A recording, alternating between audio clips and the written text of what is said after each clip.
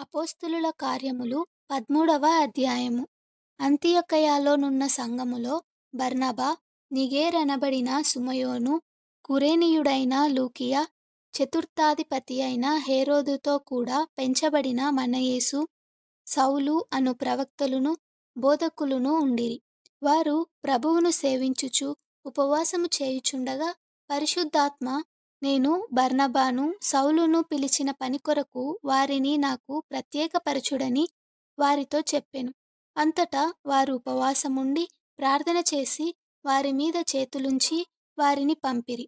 కాబట్టి వీరు పరిశుద్ధాత్మ చేత పంపబడిన వారై సెలూకయకు వచ్చి అక్కడ నుండి ఓడ ఎక్కి కుప్రాకు వెళ్ళిరి.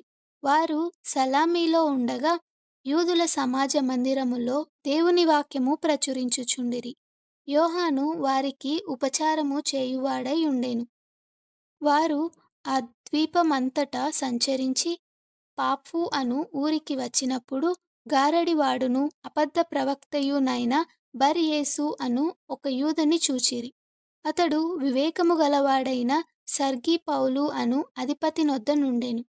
అతడు బర్నబాను సౌలును పిలిపించి దేవుని వాక్యము వినగోరెను. అయితే ఎలూమా ఆ అధిపతిని విశ్వాసము నుండి తొలగింపవలెనని యత్నము చేసి వారిని ఎదిరించెను. ఎలూమా అను పేరునకు గారడివాడని అర్థము. అందుకు పౌలు అనబడిన సౌలు పరిశుద్ధాత్మతో నిండినవాడై అతని తేరిచూచి, సమస్త కపటముతోనూ సమస్త దుర్మార్గముతోనూ నిండినవాడా, అపవాది కుమారుడా, సమస్త నీతికి విరోధి, నీవు ప్రభువు యొక్క తిన్నని మార్గములు చెడగొట్టుట మానవా? ఇదిగో, ప్రభువు తన చెయ్యి నీ మీద ఎత్తియున్నాడు. నీవు కొంతకాలము గ్రుడ్డివాడవై సూర్యుని చూడకుందువని చెప్పెను. వెంటనే మబ్బును చీకటియు అతని కమ్మెను గనుక అతడు తిరుగుచు ఎవరైనా చెయ్యి పట్టుకుని నడిపింతురా అని వెతుకుచుండెను. అంతటా ఆ అధిపతి జరిగిన దానిని చూచి ప్రభువు బోధకు ఆశ్చర్యపడి విశ్వసించెను. తరువాత పౌలును అతనితో కూడా ఉన్నవారును ఓడ ఎక్కి పాఫు నుండి బయలుదేరి పంఫులియలోనున్న పెర్గేకు వచ్చిరి. అచ్చట యోహాను వారిని విడిచిపెట్టి యెరూషలేమునకు తిరిగి వెళ్ళెను. అప్పుడు వారు పెర్గే నుండి బయలుదేరి పిసిదియలోనున్న అంతియొకయకు వచ్చి విశ్రాంతి దినమందు సమాజ మందిరములోనికి వెళ్ళి కూర్చుండిరి. ధర్మశాస్త్రమును ప్రవక్తల లేఖనములను చదివిన తరువాత సమాజ మందిరపు అధికారులు, సహోదరులారా, ప్రజలకు మీరు ఏదైనా బోధవాక్యము చెప్పవలెనని ఉన్న ఎడల చెప్పుడని వారికి వర్తమానము చేసిరి. అప్పుడు పౌలు నిలువబడి చేసైగ చేసి ఇట్లనెను: ఇశ్రాయేలీయులారా, దేవునికి భయపడు వారలారా, వినుడి. ఇశ్రాయేలను ఈ ప్రజల దేవుడు మన పితరులను ఏర్పరచుకొని వారు ఐగుప్తు దేశమందు పరదేశులై ఉన్నప్పుడు ఆ ప్రజలను హెచ్చించి తన భుజబలము చేత వారినక్కడ నుండి తీసుకొని వచ్చి ఇంచుమించు 40 ఏండ్ల మట్టుకు అరణ్యములో వారి చేష్టలను సహించెను. మరియు కానాను దేశములో 7 జాతుల వారిని నాశనము చేసి వారి దేశములను వీరికి స్వాస్థ్యముగా పంచి ఇచ్చెను. ఇంచుమించు 450 సంవత్సరములు ఇట్లు జరిగెను. అటు తరువాత ప్రవక్త అయిన సమూయేలు వరకు ఆయన వారికి న్యాయాధిపతులను దయచేసెను. ఆ తరువాత వారు రాజు కావలెనని కోరగా దేవుడు బెన్యామీను గోత్రీయుడును కీషు కుమారుడునైన సౌలును వారికి 40 ఏండ్లు వరకు దయచేసెను. తరువాత అతనిని తొలగించి దావీదును వారికి రాజుగా ఏర్పరిచెను. మరియు ఆయన, నేను యెష్షయి కుమారుడైన దావీదును కనుగొంటిని. అతడు నా ఇష్టానుసారుడైన మనుష్యుడు. అతడు నా ఉద్దేశములన్నీయు నెరవేర్చునని చెప్పి అతనిని గూర్చి సాక్ష్యమిచ్చెను. అతని సంతానము నుండి దేవుడు తన వాగ్దానము చొప్పున ఇశ్రాయేలు కొరకు రక్షకుడగు యేసును పుట్టించెను. ఆయన రాకముందు యోహాను ఇశ్రాయేలు ప్రజలందరికీ మారుమనస్సు విషయమైన బాప్తిస్మము ప్రకటించెను. యోహాను తన పనిని నెరవేర్చుచుండగా, నేనెవడనని మీరు తలంచుచున్నారు? నేను ఆయనను కాను. ఇదిగో, నా వెనుక ఒకడు వచ్చుచున్నాడు. ఆయన కాళ్ళ చెప్పులు విప్పుటకైనను నేను పాత్రుడను కానని చెప్పెను.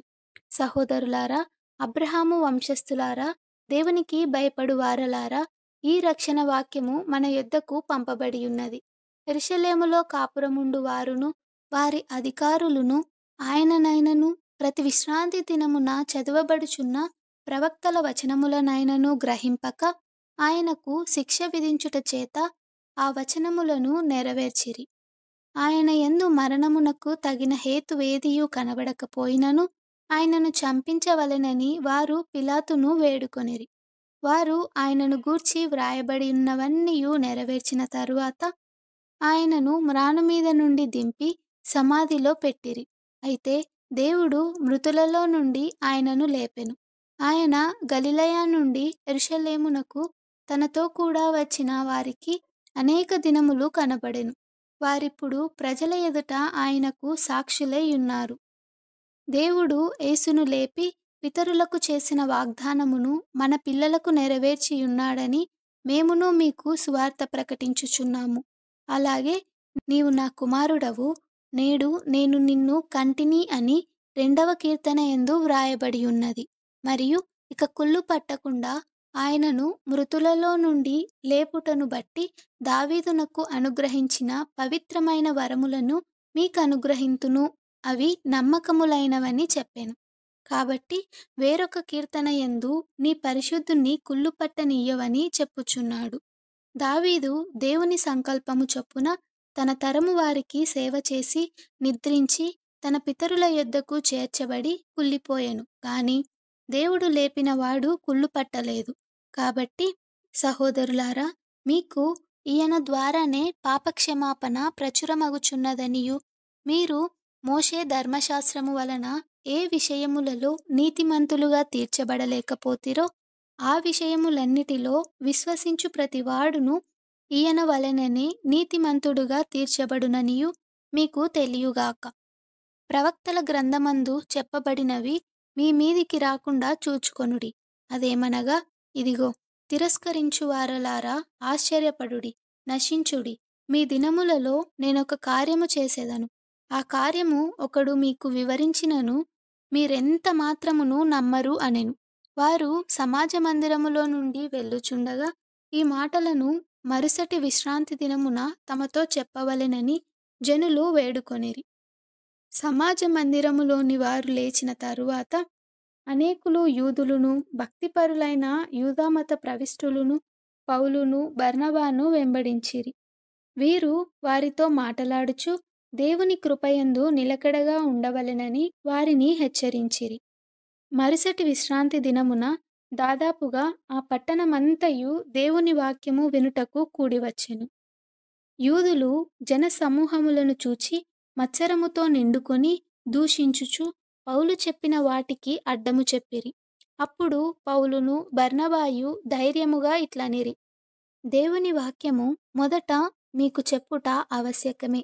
అయినను మీరు దానిని త్రోసివేసి మిమ్మును మీరే నిత్యజీవమునకు అపాత్రులుగా ఎంచుకొనుచున్నారు.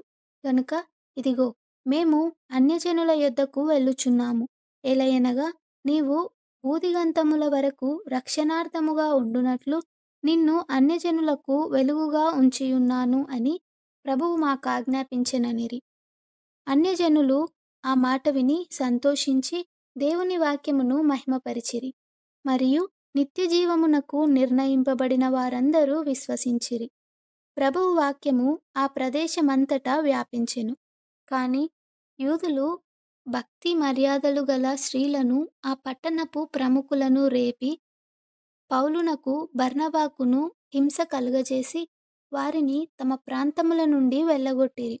వీరు తమ పాదధూళిని వారి తట్టు దులిపివేసి ఇకోనియాకు వచ్చిరి. అయితే శిష్యులు ఆనందభరితులై పరిశుద్ధాత్మతో నిండిన వారైరి.